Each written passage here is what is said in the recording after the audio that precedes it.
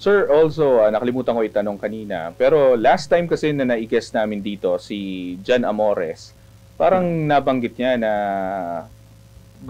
parang nagre-reach out siya sa Games and Amusement Board na makakuha ulit ng lisensya after nga nung issue ng pamamarel sa Laguna. Pero sir, ano po ba yun? May possibility pa ba na makakuha si Jan Amores ng license to play again sa professional league? Well, right now, the decision revoking his license is already final. So, in cases where the decision becomes final, it's no longer subject to change because precisely it's final. But there are instances where even if the decision is final, it can be modified. For example, if there's a change in circumstances, I'll cite to you an analogy. Lawyers, if they get disciplined by the Supreme Court, could get disbarred, so they lose their license.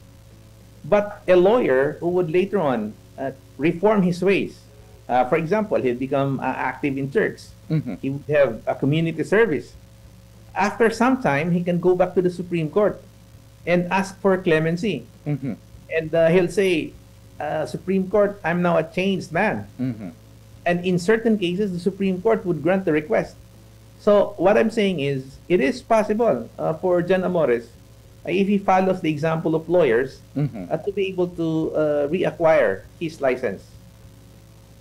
Okay, explain lang natin sa ating mga ka-sports now, sir. Basically, ang sinasabi ni Chairman, kailangan lang magpakabait ni Jan Amores, mag-provide lang ng good conduct at possible pa nga.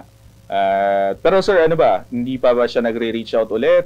Wala pa po ba siyang sinasabi ni Chairman, mabait na ako ngayon, wala na mga ganitong issue, may mga ganong pag-reach out na po ba si Amores?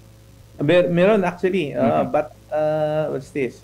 It's with our legal department. We're studying that, and we'll check.